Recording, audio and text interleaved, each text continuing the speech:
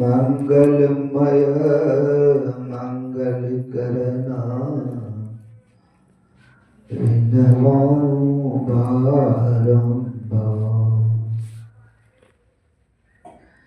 ज्ञान उदधेरु ज्ञान घना सद्गुरु शंकर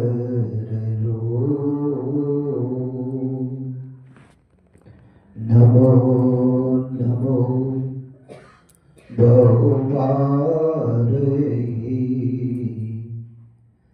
सकल स्वपूजन भो।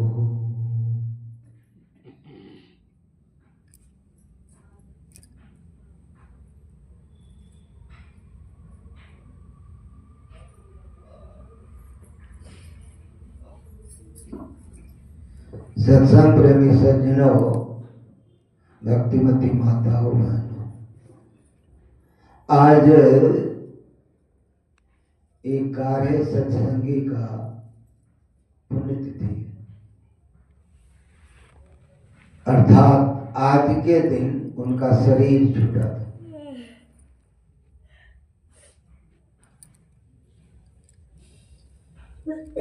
सत्संग में बड़े रमे रहने वाले जीव थे वो, बहुत लगाव था सत्संग से। तो उनके कुटुंबियों ने कहा कि आज उनके पुण्यतिथि पर सत्संग होना चाहिए, अच्छी बात है। तो आज के दिन विचारने का विषय क्या हो सकता है कि हम सभी का पुण्यतिथि होगा,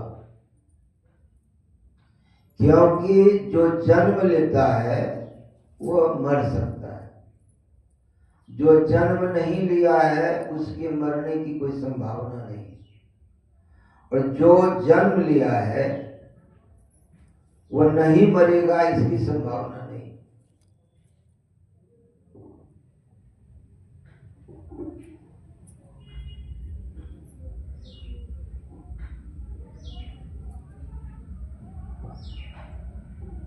यदि मृत्यु होगी तो मृत्यु की घटना में होता क्या है? मृत्यु की घटना से हम लोग यही जानते हैं कि साधारण मृत्यु में चेतन आत्मा महाकारण कारण और सूक्ष्म शरीर के साथ निकल जाता है, और सूक्ष्म शरीर रहने के कारण पुनः स्थूल शरीर पहनना पड़ता है। बिना स्थूल के सूक्ष्म रह नहीं सकता, तो स्थूल पहनेगा वो। लेकिन अगर कोई साधन से, संत मत के साधन से, साधना से अपने स्थूल शरीर को छोड़ दिया और सूक्ष्म पहनकर साधन कर रहा है, उसको भी हटा करके कारण पहना हुआ है, फिर महाकारण, उसको भी छोड़ दिया। ऐसे पुण्यात्मा, ऐसे साधनशील भजनिक महाभाग्यशाली जीव मुक्ति को प्राप्त होते हैं, तो उनकी पुण्यतिथि नहीं होती। उनके पुण्यतिथि को हम लोग महापरिनिर्वाण दिवस कहते हैं। वो निर्वाण को प्राप्त हो जाते हैं, फिर शरीर धारण करना नहीं, जन्म लेना नहीं, तो मृत्यु भी नहीं, क्योंकि जन्म में दुख है और मृत्यु में भी दुख है। मृत्यु में दुख है, इस बात को हम सभी लोग अभी प्रकट में जानते हैं। किन्हीं को मरने की कोई बीमारी हो जाए जिससे कि वो मर जाएगा, बड़ा दुख होता है।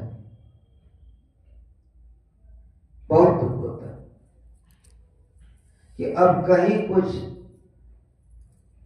आशा नहीं है, वो मरना ही है, वो उदास हो जाता है। जिनको डॉक्टर कह दे कि नहीं कैंसर का 4th स्टेज है, अब मरना ही है, हार्ट अटैक 2 बार हो गया, तीसरी बार में प्राण निकल जाएगा, किडनी फेल हो गया, अब नहीं चलेगा शरीर, या लीवर फेल हो गया, नहीं चलेगा शरीर, तो उनके पास जाकर अब पूछिए,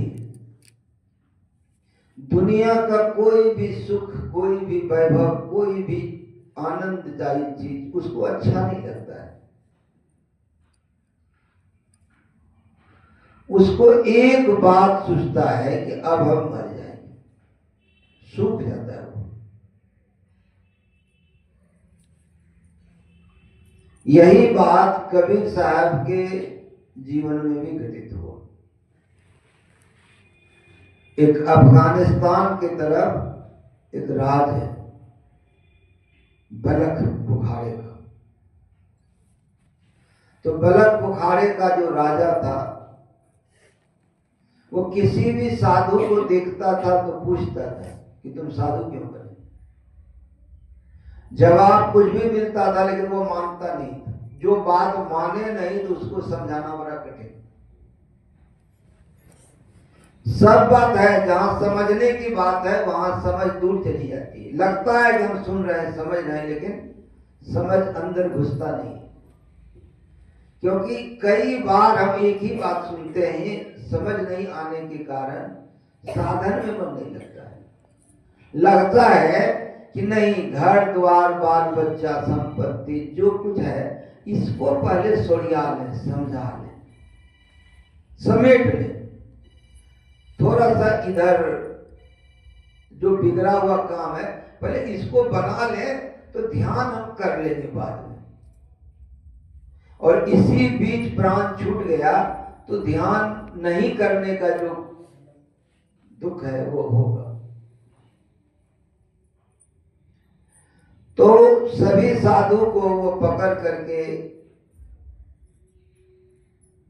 बलख बुखारे का जो बादशाह था वो जेल में देता था, कैद खाने में रख देता था और उससे चक्की चलवाता था। मेहनत करो, जेल में वही करता था। आजकल तो नहीं होता है चक्की, नहीं, पहले चक्की चलवाता था। तो कबीर साहब के गुरु थे रामानंद स्वामी, उनको पता चला, लोगों ने बताया कि साधु महात्माओं का बड़ा दुर्दिन है। कोई है हमारे शिष्यों में जो इसका समाधान करे। तो कबीर साहब ने कहा कि गुरुदेव हम जाएंगे। तो कहा ठीक है जाओ। वो भी गए। तो राजा ने पूछा कि तुम साधु बने हो क्यों? तो कहा मैंने मौत को पहचाना है। तो उनका जो वजीर था, जो मंत्री था, वो कहा कि हुजूर ये तो बात बनाता है, मौत को नहीं जानता है, सब मरेगा। ये बात तो सब जानता है, सब मरेंगे। कहा सब जानता है। तो इसीलिए इसको भी पकड़ कर कैद में डाल दीजिएगा। ठीक है। कैद जाने लगा, राजा को बुलाया, कहा कि हमारी एक बात सुनो, आप एक घोषणा कर दो कि आज के 7वें दिन मंत्री को फांसी पड़ जाएगी। और फांसी देना नहीं है, खाली कह देना है, तब मैं स्थापित कर दूंगा, सत्य कर दूंगा कि मैं क्या कहा। ठीक। और उधर कबीर साहब गए जेल में, कैद खाने में।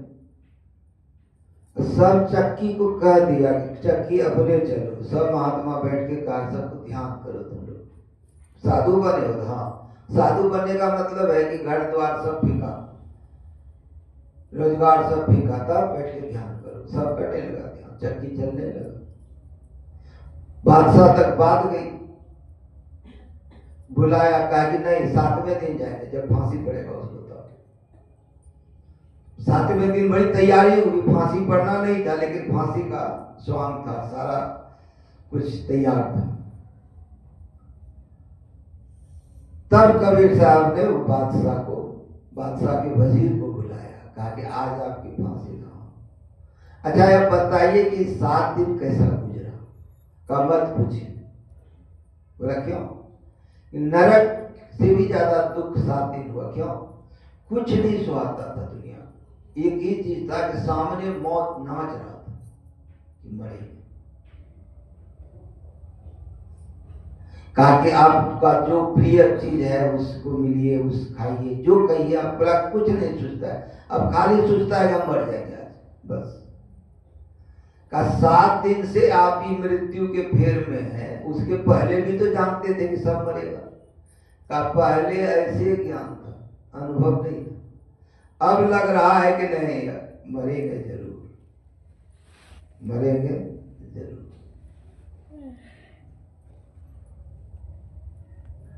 अब ये बात तो कहा कि 7 दिन पहले जो जानते थे तो बोला वो नकली था। तो राजा को कहा कि वो नकली जानता था, अब ये असली जानता है, अब ये असली जानता है। जब पड़ जाता है अपने ऊपर में। लेकिन जो ज्ञानवान होते हैं, जो समझदार होते हैं, वो मृत्यु की तैयारी करते हैं। जो बढ़िया से मर गया उनकी समस्या समाधान हो। जो मरा छाती पीटते हुए उनके समस्या का समाधान नहीं हुआ। वो फिर जन्म लेगा, फिर मरेगा, फिर जन्म लेगा, फिर मरेगा। जन्म और मृत्यु का दुख है। इसलिए गुरु महाराज कहते हैं आवागमन सब दुख दूजा है नहीं जग में। ये जो आना जाना है, क्योंकि जन्म लिए तो माँ बाप हो गया, माँ बाप हो गया तो भाई बहन हो गया, फिर बहुत कर कुटुंब, बहुत जंजाल हो गया। ये जंजाल जो है यही फंसा के रखता है बारंबार। लेकिन परमात्मा से मिलना है तो क्या करना है? सब कर्म काल के सारे जंजाल पार। तो कर्म काल और जंजाल को पार करना है। कैसे करना है? तो ये व्यक्तिगत मामला है। और बात आगे बढ़ी उसके पहले एक बात समझा के कह देते हैं, कान खोल के सुन लीजिए और गिरह बांध करके इस बात को समझिए। जो बात मैं समझाना चाहता हूं वह यही बात है, अगर आप ध्यान करेंगे तो संसार का कोई काम आपका नहीं बिगड़ेगा।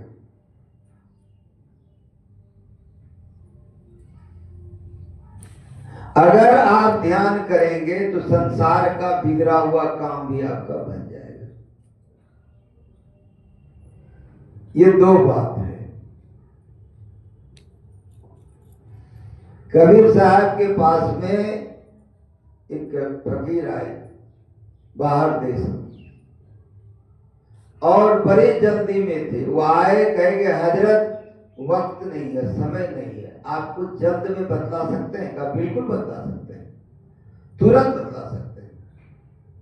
तो मेरे काम की चीज बतला सकते हैं? का बिल्कुल तेरे काम का चीज बतला सकते हैं, तुरंत। कहा बतला दीजिए। कहा कि तुम खुदा को जानते हो? फकीर हो? कहाँ जानता हो? कहा फिर इस दुनिया में किसी और को नहीं जानोगे तो तेरा काम चल जाएगा।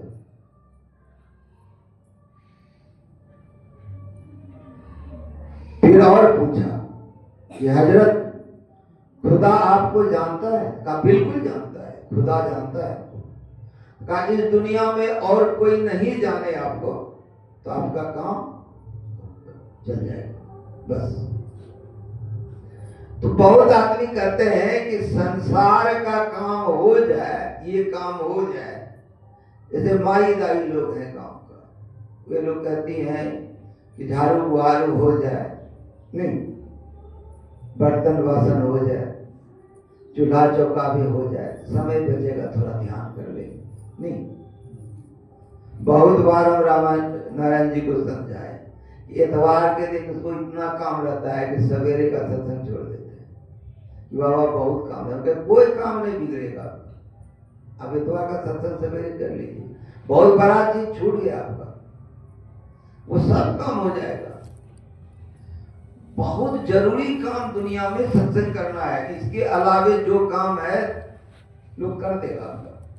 और सत्संग नित्य और ध्यान नित्य, यदि एक बेला छोड़ दिए तो नित्य छूट गया, नियम छूट गया।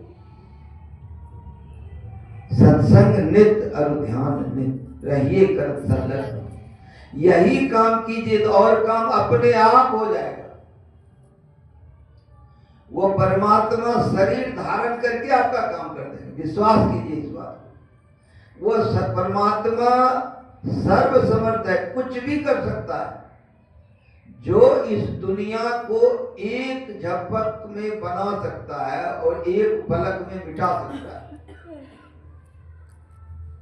दो प्रकृति है यहाँ, परा प्रकृति अपरा प्रकृति।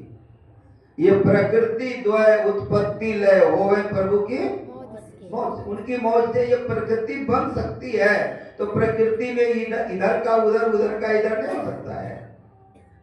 जो बनाने का ताकत रखता है तो कुछ भी कर सकता है, निर्माता है वो, उनकी सेवा में है, उनका ध्यान कर रहे हैं, उनको पुकार रहे हैं, क्या काम बाकी रह जाएगा। और बाकी काम दूसरे शरीर में भी हो सकता है, पशु पक्षी कृमि जोनि में हो सकता है, लेकिन ये ध्यान का काम सिर्फ मनुष्य शरीर में हो। और मनुष्य शरीर में आकर के समय गंवा रहे हैं, आज नहीं कल, कल नहीं परसों नहीं, आज करे सो अब कर, अब कर, काल करे सो आज कर, आज करे सो अब, पल में परलय होएगा, बहुल करेगा कब, फिर कब करोगे। और जिसके बारे में चिंता करके आप ध्यान छोड़ रहे हैं, वस्तु व्यक्ति स्थान, कि हमारा पराया हो जाएगा, नए फलना से मिलेंगे, नए फलना खुश होगा तो क्या होगा। अरे एक परमात्मा खुश हो जाएगा तो सारे देवी देवता कहीं चले जाए, एक गुरु खुश हो जाए, सब हो जाएगा। एक गुरु को खुश कर लीजिए, एक गुरु को खुश कर लीजिए। गुरु राजी तो करता राजी, काल कर्म की चले न बाजी। एक गुरु राजी हो जाए सब काम हो जाएगा। जग खीजे तो क्या भया, रिजय सदगुरु संत।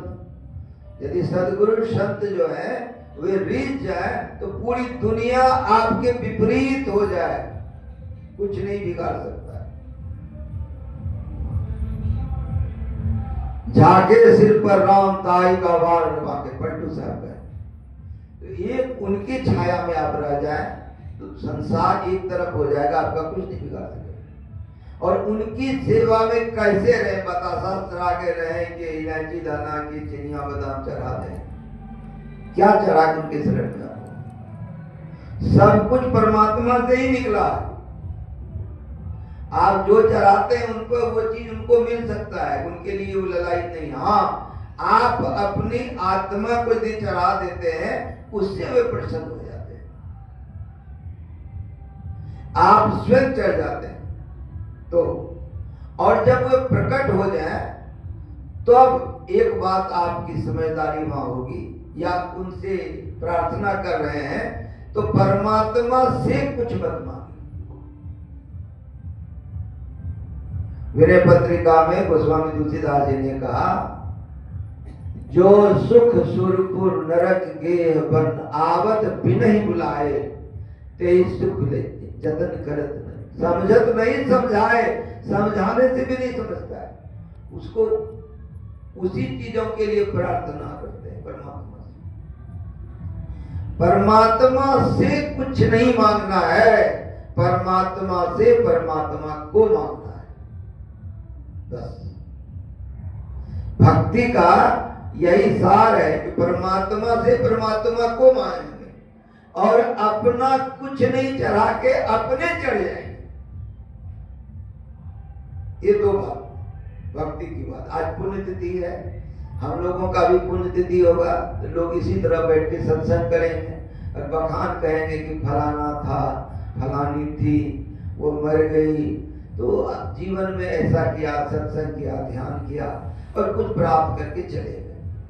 क्योंकि उस पुण्य आत्मा का जब आज के दिन शरीर छूटा होगा तो क्या हुआ होगा कि शरीर से जो कुछ भी कमाया, धन दौलत, परिवार, जगह जमीन, जो भी था, सगा कुटुंब, सबको छोड़ दिया होगा। कितना? पूरा समूल छोड़ दिया होगा और साथ में अपना शरीर भी छोड़ दिया। ले क्या गया? शरीर में बैठ बैठ करके, शरीर से निकल निकल करके जो ध्यान होता है, जो ध्यान होता है वो शरीर से नहीं होता है। 9 द्वारन 10 चार इंद्रिन में भव दुख सहु अपार।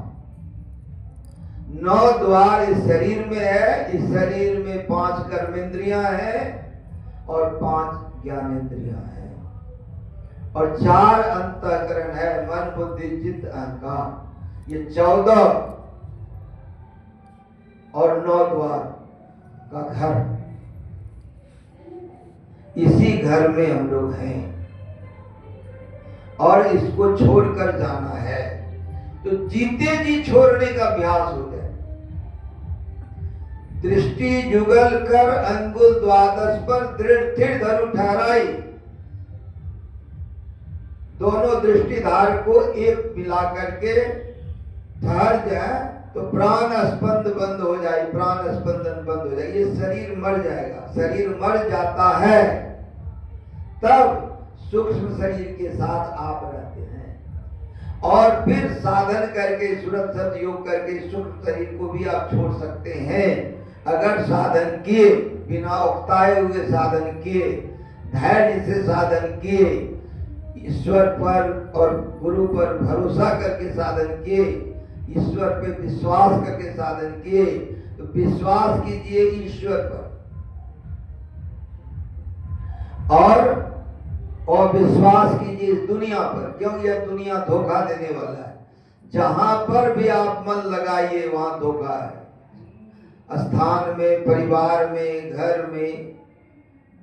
अभी कितना होता है, कोई सहोदर भाई होता है, जान देने के लिए तैयार हो जाता है, एक पीढ़ी के बाद वही सहोदर भाई गोतिया हो जाता है, उसका भी परिवार है, जान लेने के लिए तैयार हो जाता है, जान लेने के लिए तैयार हो जाता है। कोई मनुष्य में प्रेम होता है तो जान देने के लिए तैयार होता है, थोड़ा खटपट हो जाता है तो जान लेने के लिए तैयार हो जाता है, नहीं? लेकिन उस परमात्मा पर जब विश्वास करेंगे तो सब कुछ दे सकते हैं। उन पर विश्वास करके साधन भजन करना है, ध्यान करना है, चित्त स्थिर रखना है। चित्त स्थिर चंचल मन थाका। चित्त स्थिर होगा, मन की चंचलता समाप्त हो जाएगी। ये जो मन की चंचलता है यही साधन करने नहीं देता है। इसीलिए साधन करने में पहले मन की चंचलता को रोकना है।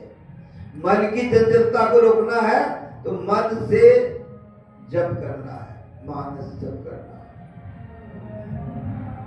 मंत्र जाप मम दृढ़ विश्वासा, पंचम भजन सो वेद प्रकाशा।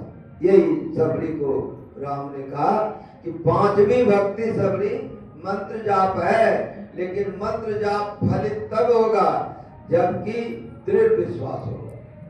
खाली विश्वास नहीं, दृढ़ विश्वास होगा। दृढ़ विश्वास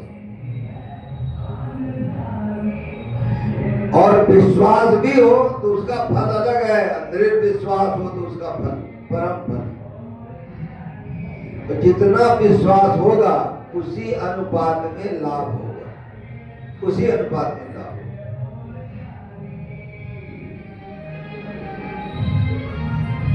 जिनको विश्वास करके पुकारेंगे, मंत्र जाप पुकार है, जिनको पुकारेंगे वे आएंगे, अवश्य आएंगे। और इसके लिए जो मनुष्य का जीवन है, उस जीवन की जो अवधि है वो खत्म हो रहा है। मौत का समय निश्चित है। अगर साधन करते हैं तो साधन करने से अपनी आयु आप बढ़ा सकते हैं। आपने सुना होगा कि हिमालय में ऐसे ऐसे महात्मा हैं जो कई हजार वर्ष पहले, लाखों लाख वर्ष के, और ये बात और किसी की नहीं, गुरु महाराज की वाणी में आप खोजिए तो मिलेगा। गुरु महाराज प्रवचन करते करते बोले कि अरे तुम उत्तर मुंह से बैठ करके ध्यान करो। उत्तर मुंह यदि तुम ध्यान कर रहे हो तो हिमालय में ऐसे ऐसे समर्थ योगी बैठे हुए हैं जो अपने हाथ को फैला करके तुम्हारे माथे पर अपना हाथ रखकर आशीर्वाद देंगे और तुम्हारी सफलता मिलेगी। अब इस पर लोग प्रश्न करते हैं कि ये कैसे संभव है कि लाखों लाख बरस लोग जिंदा रहेंगे। गुरु महाराज जब 40 भक्तों के साथ, अपने शिष्यों के साथ प्रचार करने गए उधर उत्तर प्रदेश तरफ, जिधर से अभी मैं आ रहा हूं, बदायूं में गुरु महाराज गए थे। पहले मथुरा में किए सत्संग, उसके बाद मथुरा के बाद गए मुरादाबाद, मुरादाबाद के बाद गए बदायूं, बदायूं से जब लौटे तब बनारस में गंगा के उस पार में देवराहा बाबा रहते थे।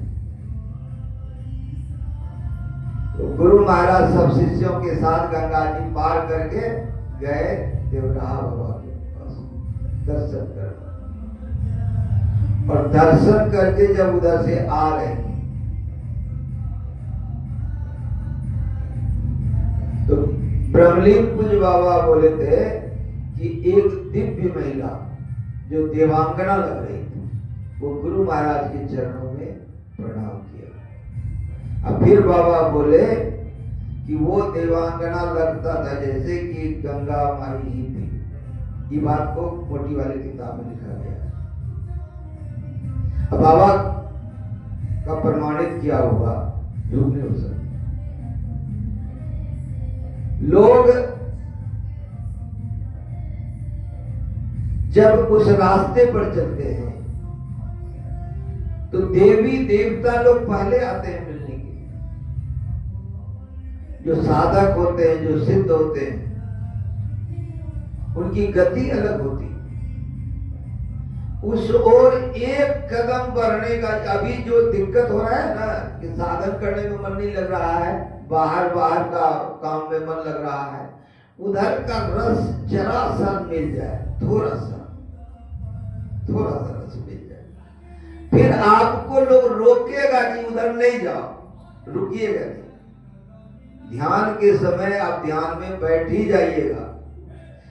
शुरू में थोड़ा सा झंझट है कि मन जो है वो मान नहीं रहा, और कोई बात नहीं है, मन नहीं मान रहा कि ध्यान ही करो। एक बार मन को मना लेना है। और एक दिक्कत वाली बात है कि 3 पर्दा है, जीव पर है लगे हुए 3 पर्दा। कौन पर्दा है? नारायण जी, घट तम प्रकाश और शब्द पट त्रय जीव पर है छारे। घट मतलब आत्मा के ऊपर 3 पर्दे, घट तम, तम माने अंधेरा, प्रकाश दूसरा, शब्द तीसरा, 3 पर्दा है। तो पहला पर्दा है अंधेरा का। यह एक संयोग है। अगर अंधेरे का नहीं होता और प्रकाश का पहला होता तो बात कुछ और होती। क्यों? इस बार बदायूं के सत्संग में प्रश्न उत्तर का कार्यक्रम जो होता है सत्संग के बाद मेरा, उसमें यही कहा गया। तो जो प्रश्न था, 2-4 प्रश्न एक जैसे थे, उनको लेकर के इसके उत्तर में मैंने बताया कि पहला पर्दा जो है वो अंधकार का है, और अंधकार में 3 दिक्कत है। अंधकार में 3 दिक्कत, 3 परेशानी है अंधकार। कोई राहगीर है, कोई चल रहा है, हम लोग राहगीर हैं नहीं, मोरे चेहरा बड़ा अंधेसवा किसको कर रहा है? मुसाफिर जाइयो कौनी हो नहीं। हम लोग मुसाफिर हैं कि नहीं? एक महात्मा, अलमस्त महात्मा, वो किसी तरह से एक दरबार, राज दरबार में गए, तो उसको देख कर ही जो सिपाही लोग होते थे ना, जो प्रहरी होते थे, वो अचंभित हो जाते, अलग हो जाते। तो वो घुसते चला गया, 7 फाटक घुस करके चला गया राजमहल, और राजा के पलंग पर आराम से गम धरम अपना सुध गया। बड़े मीठा आनंद में, उसको कोई फिक्र नहीं, टेंशन भी नहीं है उसको। नहीं, महात्मा को किस बात का टेंशन? सब कुछ छोड़ के आया, अब क्या छूटेगा उसका? शरीर छोड़ने में भी आसानी है, कब मरियो कब पाइयो पूर्ण परमानंद, कोई टेंशन नहीं। तब सुध गया। राजा आया, देखा पहले तो तरवा का लहर कहां चल गया? मगज में 3 झटकी दिया फटाफट।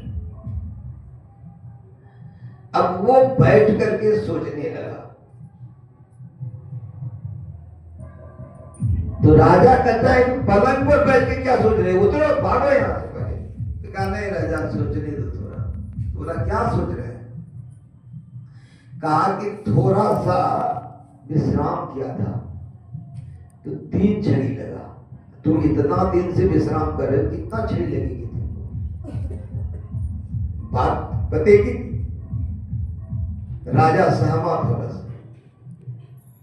फिर कहा राजा कोई बात नहीं, मुसाफिर खाने में आकर के कोई भी आदमी विश्राम कर सकता है, थोड़ा विश्राम किया तो क्या बात है? तो और राजा गुस्सा गया, आप मेरे राजमहल में राज सिंहासन के पलंग पर आप इस तरह से कर रहे हो, सोए हुए हो, कहते मुसाफिर खाना है? कहा राजा ही तो है, तो मुसाफिर खाना। कैसे मुसाफिर खाना है? क्या आप कितने दिन से हो? बोला हमारा तो जन्म ही हुआ है राजमहल में। तो कब तक रहोगे? चक्रा है, कहा मृत्यु तक। इसके पहले कौन था? मेरे पिताजी। वो आज कहाँ है? तो वो चले गए। उसके पहले तो मेरे दादाजी थे, उसके पहले मेरे परदादा। कोई है अभी तो नहीं। कहा कि राजा सुनो, कोई घर है, उसमें कोई आता है, कुछ दिन ठहरता है, फिर चला जाता है, उसी को तो मुसाफिर खाना कहते हैं। कहा तो कहा हमको भी जाना होगा? कहा बिल्कुल जाना होगा। वो तो महात्मा को बताने के लिए आए ही। तो यहां से जाना है, सबको जाना है। और जाना कैसे?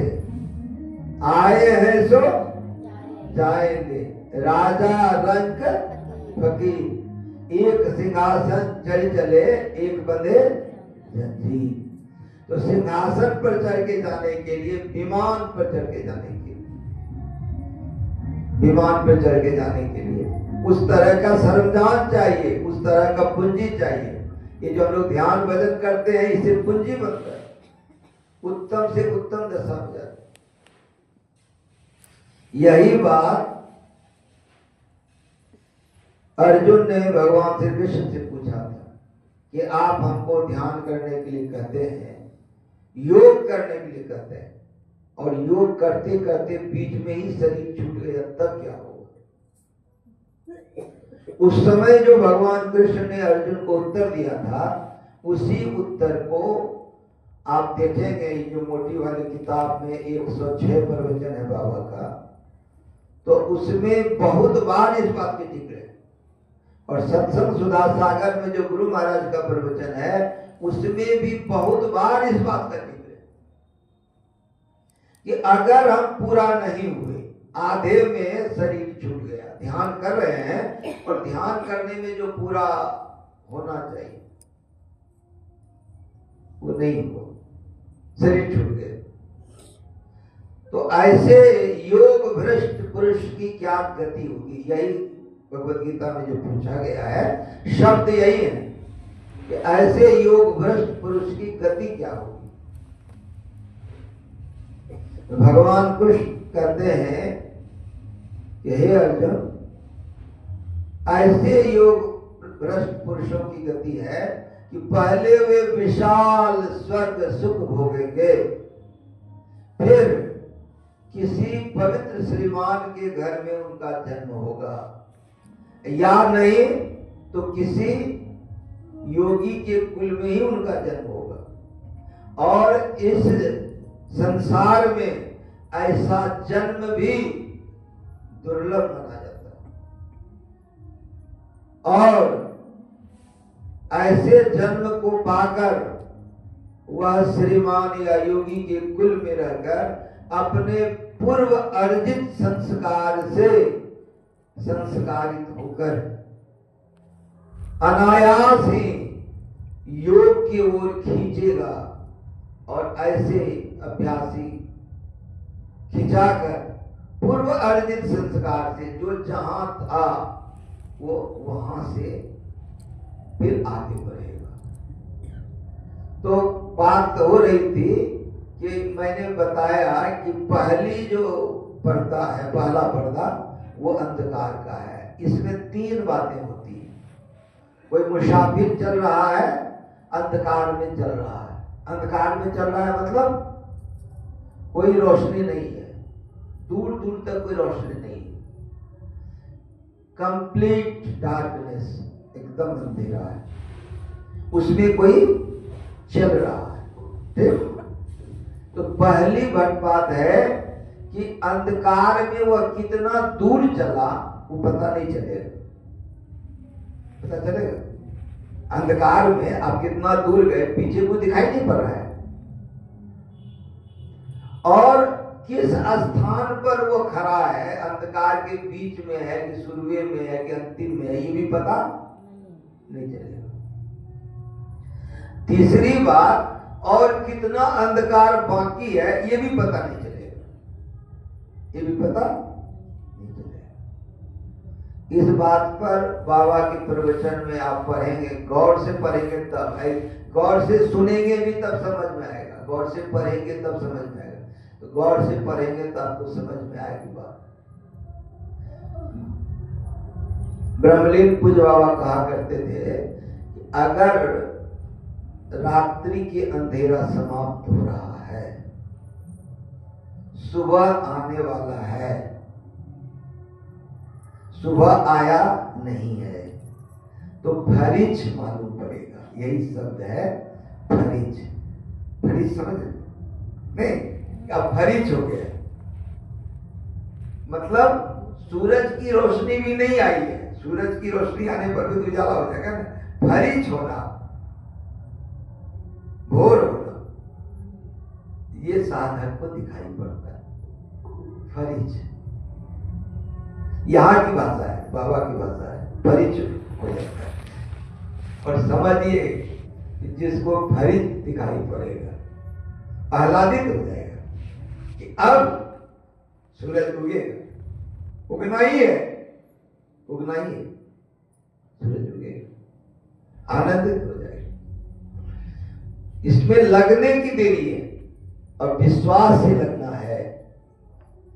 जो नहीं करेगा तो अगले जन्म में जो संस्कार है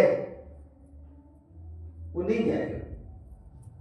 अब कितनी बड़ी बात है, एक चर्चा इस बार की सत्संग में और भी हुआ था, बड़ी गहराई से हुआ था कि 5 से 10 मिनट में दीक्षा दे दी जाती है। मानस जब, मानस ध्यान और दृष्टि साधन बताना है 5 मिनट से 10 मिनट, ठीक है।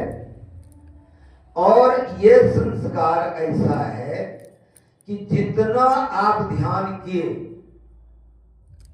जितना मानस जप किए, जितना मानस ध्यान किए, जितना दृष्टि साधन किए, वो नोट होता है रोज, और वो खाता वही में रहता है। जब आप जाते हैं तो अंधकार में यदि एक कोस गए हैं तो अगले जन्म में अंधकार में एक कोस के बाद ही चलना होगा, वो कायम रहता है चलना। लेकिन अगर आप 25 साल पढ़ाई किए स्कूल में, कॉलेज में, और बहुत बड़े बड़े डिग्री लेकर के बहुत ऊंचे पद पर गए, तो क्या मिला आपको? रोटी मिला, कपड़ा मिला, मकान मिला, इससे ज्यादा कुछ नहीं मिला।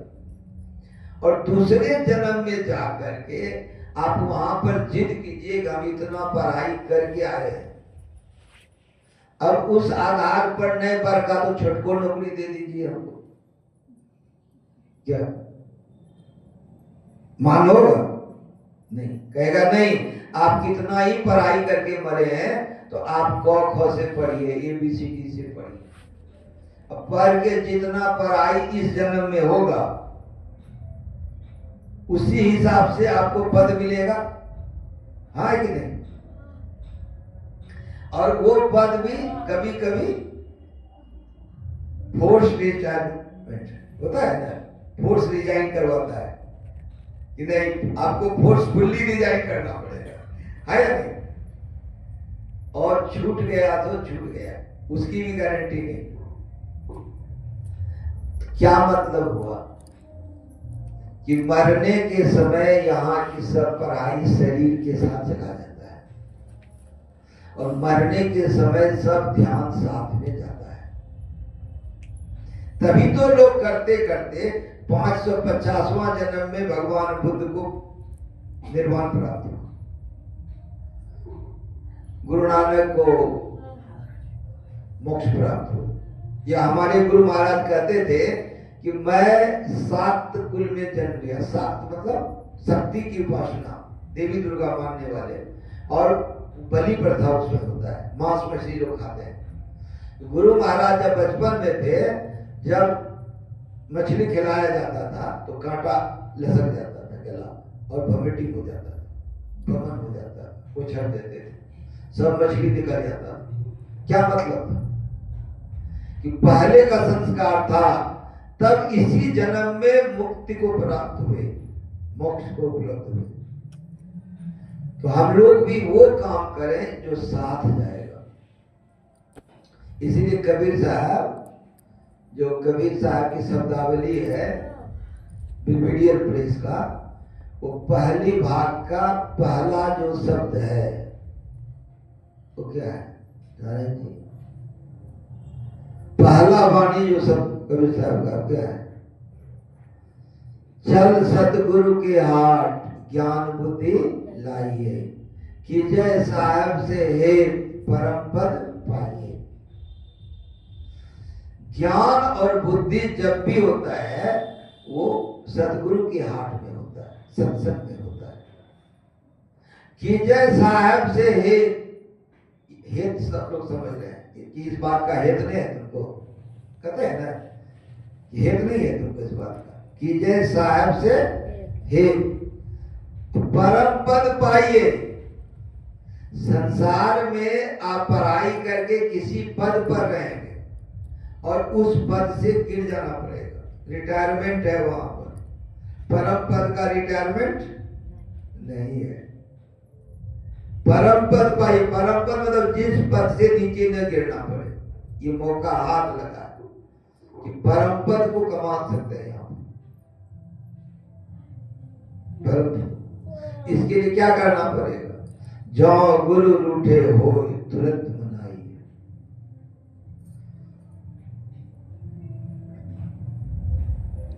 खोइए दीन अधीन चूक बख्शाइए, इसी पद में है। जो गुरु रूठे हो, तो गुरु जब रूठे हो मतलब गुरु कब रूठे रहेंगे? गुरु पिता है, हम लोग उसके संतान हैं। नहीं, तुम वंशक में वंश हो, तुम अंशक में अंश हो। नहीं, तो ही मोही यही भेद हो साहब, यही भेद भव दुख मूल हो। तो वो अंशक है, मतलब पिता है। पिता जो है किसी अपने बेटे पर कब खुश होता है या कब दुखी होता है? बहुत पैसा ले जाके बाजार में खर्च कर दिया तो पिता को बहुत दुख नहीं होता है, विश्वास कीजिए। क्या?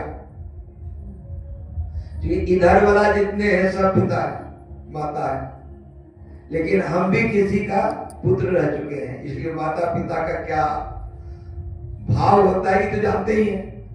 बहुत टका खर्चा कर देगा कोई बेटा तो बहुत नालायक हो गया, बहुत दुखी है, सो नहीं। पिता जो कह रहा है जिस रास्ते पर चलने के लिए, उस रास्ते पर यदि आप नहीं चल रहे हैं तब पिता को दुख होता है। आपको स्कूल भेजा पढ़ने के लिए, आप दारू पीने लगे, जुआ खेलने लगे तो पिता कैसा रहेगा? दुखी हो। वो पिता हम लोगों को कह रहे हैं कुछ नहीं, इतना ही कह रहे हैं कि सिर्फ दो बात करो, सत्संग नित और ध्यान नित रहिए करत संलग्न, इतना ही है और कोई बहुत बात नहीं है। गुरु को रिझाना है तो बहुत रुपया जमा करना है, बहुत बड़ा भंडारा करना है, बहुत जग प्रयोजन करना है, बहुत हलवा प्रसाद चढ़ा देना, इसे गुरु रिझने वाले नहीं है। ये भाव है, हम लोग भाव से चढ़ाते हैं, भाव भी होना चाहिए, सुखा सुखी नहीं, भाव वो ठीक है, लेकिन गुरु रिझेंगे उसके लिए दो ही बात है, सत्संग नित और ध्यान नित। सत्संग नित का मतलब रोज व्यासानंद बाबा जैसे बाबा को बुला करके सत्संग करना, ये है सत्संग नित। नहीं, कभी नहीं आए थे, अभी आ रहे को बड़ा महात्मा, तो कितना शर्मजान है। नहीं, कि सब भुला करके दौड़े जा रहे हैं कि कितना आएगा। तो सत्संग नित संभव है इस तरह से, फिर भी सत्संग करना है। तो गुरु महाराज कहते समझिए, समझ नहीं है इसीलिए आपको सुख दौड़ रहे हैं। किसी महात्मा को इतना चढ़ा देंगे तो खुश हो जाएगा, विश्वास कीजिए, इससे खुश होने वाला नहीं। अगर सच्चा महात्मा होगा और आप सच्चाई से ध्यान करते हैं तो उनको बहुत लेने देने का चक्कर नहीं होगा, वो आप पर खुश हो जाएंगे। और यदि सच्चा महात्मा होगा और आप उसको बहुत दे दीजिए दान, लेकिन आप ध्यान नहीं करते हैं तो वो आप पर खुश नहीं होगा। क्या सही बात है? सच्चा महात्मा आपके भीतर की गहराई को देखें। सच्चा महात्मा मेरा इस दाहिने हाथ को अपने हाथ से पकड़ के, कलाई पकड़ के एक बात कह दे कि आप वचन दीजिए मेरे आश्रम में रहिएगा कि नहीं रहिए। हमने कहा कि हम नौकरी करेंगे, बाहर रहेंगे, नहीं रहेंगे। दूसरा बार कहे कि आप बोलिए, जब आंख में आंख मिला के बोले बाबा तो हमको जैसे नहीं होता हिप्नोटाइज, अपने से बोलना पड़ा हाँ, तब कहते हैं हाँ तो हाँ, तो सुनिए रहिएगा मेरे आश्रम में, खाइएगा अपना कमाई, क्योंकि तब तो वही बात है नौकरी करने जाना। बोला हाँ अभी जाना होगा लेकिन कुछ कमा के आगे बैठना पड़ेगा। आप कुछ नहीं कीजिएगा, चुपचाप बैठे रहिएगा, आपको ज्ञान प्राप्त होगा। वृथा न जाए देव ऋषि वाणी। सच्चे महात्मा वो आपको सिर्फ आपके कर्तव्य को दिखाते हैं और कुछ नहीं करते हैं। उनको चाहिए नहीं कुछ, उनको किसी खास आश्रम से बहुत आसक्ति नहीं होता है, उनको पूरा ब्रह्मांड से आसक्ति है। पूरी रचना के मालिक के साथ हो जाते हैं वे, इसे चुटकी भर जगह के लिए वे प्रसन्न हो जाएंगे। नहीं, वो तो जिनको बनाना है वो बना के जाते हैं। सच्चे महात्मा खुश होने के लिए अलग चीज चाहिए। सच्चे महात्मा की दृष्टि खुली होती है। आप कितना देर ध्यान करते हैं, कितनी गहराई से ध्यान करते हैं, कितनी गहराई से गुरु से प्रेम करते हैं, कितनी गहराई से परमात्मा से प्रेम करते हैं, वो साफ झलकता है। अगर नहीं झलके, बाहरी बातों से खुश होते वाले महात्मा हो, ऐसे महात्मा को प्रणाम है, क्या जरूरत? जिनकी दृष्टि खुली हुई है तो वो हमारे कलेजे के अंदर में देखेगा, हृदय के अंदर देखेगा, योग हृदय के अंदर देखेगा वो। और ऐसे महात्मा के सिद्ध पीठ में बैठकर लोग सत्संग कर रहे हैं। मामूली बात नहीं है, कम भाट की बात नहीं है। गुरु महाराज का साक्षात दर्शन करते थे, साक्षात दर्शन करते थे। तब संजोग से किसी धर्म ग्रंथ में मैंने पढ़ा कि ब्रह्म को प्राप्त पुरुष का स्थूल दर्शन, साक्षात दर्शन भी बड़े भाग्य की बात है, बड़े भाग्य की बात, कम नहीं। और ऐसे महात्मा के स्थान पर हम लोग बैठे हुए कहे ना कि बाबा देवी साहब का स्थान पर गए तो लगा कि बाबा देवी साहब यहां रहे होंगे। वो है, वो तेज अभी भी उस जगह पे। बाबा तुलसी साहब के 2 स्थान में गए, एक ही कैंपस में था, एक जगह वो बैठे रहते थे, बहुत गहराई में नीचे तक, ऊपर से रखा हुआ, ढका हुआ। लगता था कि यहाँ पर बैठे हुए हैं जो पूरे संत मत जितना है, राधा स्वामी या अपना संत मत या जो भी है, उन्हीं की वही शुरुआत है। उनकी समाधि पैसी लगती थी, हाँ है ऐसा। तो महापुरुषों का जो स्थान है, आप जाइए बोध गया, 2500 वर्ष पहले वहां बैठ करके तपस्या की थी कौन? भगवान बुद्ध। आज भी वो स्थान उतनी ही दीप्त है। तो स्थान प्रेरणा के लिए है, और उसी स्थान पर बैठ के ध्यान होगा, सो बात नहीं है। पूरे ब्रह्मांड में कहीं भी बैठ कर ध्यान कर सकते हैं, क्यों? चराचर ब्रह्मांड में वो व्याप्त है। लेकिन जिनको प्राप्त हुआ है उनके रूप का दर्शन, आंख बंद करके उनका दर्शन, बहुत बड़ी बात। मानस ध्यान, मानस जप करते रहिए। जो मानस जप है उसको छोड़ना नहीं, किसी परिस्थिति में नहीं छोड़ना है। यदि नहीं छोड़ते हैं तो वो आपको मुक्ति दिलाकर छोड़ेगा। आगे का रास्ता वो तय करेंगे, आपको छोड़ पकड़े रहना है बस। मानस जप को खाली पकड़े रहिएगा तो विश्वास कीजिए, ये मानस जप, मानस ध्यान करा के छोड़ेगा। और मानस ध्यान हो जाए तो बिंदु ध्यान अनायास होगा, अनायास होगा। इतनी बड़ी पूंजी गुरु महाराज की दया से अपने हाथ लगा है, इसको हाथ से जाने मत दीजिए। सो परत्र दुख पावई, सिर धुनि धुनि पछताए, काल ही कर्म ही ईश्वर ही मिथ्या दोष। समय नहीं मिला, कर्म खराब थे हमारे, ईश्वर साथ नहीं दिया, ये सब बात नहीं है। परमात्मा सबको साथ दे रहे हैं। गुरु महाराज ने कृपा करके दीक्षा दिलवाने की कोशिश की, और समय परमात्मा का बनाया हुआ है। कोई भी समय गलत नहीं है, कोई भी स्थान गलत नहीं, सब समय सब स्थान में परमात्मा मौजूद है। टहलने के लिए जा रहा था बहुत पहले, आजकल तो टहलने के लिए कम ही जाते हैं, पहले जाते थे, 8-10 आदमी रहते थे। तो मनसा बाबा के पास में अड्डा पर, एक खेत के अड्डा पर एक कुत्ता सोया हुआ था, दोनों हाथ माथे पर ऐसे, कुत्ता यदि सोएगा ना तो दोनों हाथ माथा पर रहता है, जगेगा तब दोनों हाथ नहीं जा रहा। एक पूछा कि बाबा ये की है? हमके सिर धुनी धुनी पछता है, सिर धुन धुन के पछता रहा है। जानवर को कुछ अगाह रहता है, कुछ याद रहता है, सिर धुन धुन के पछताता है।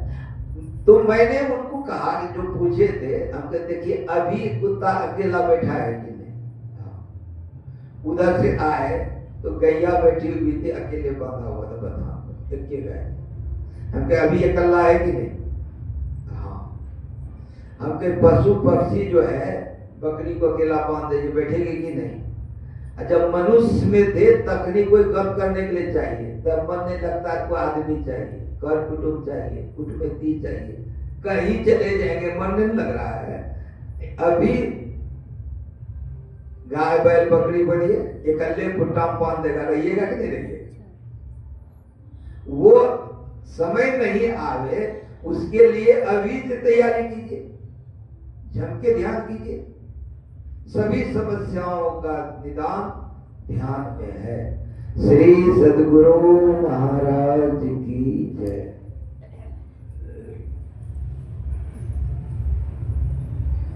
आरती संग सतगुरु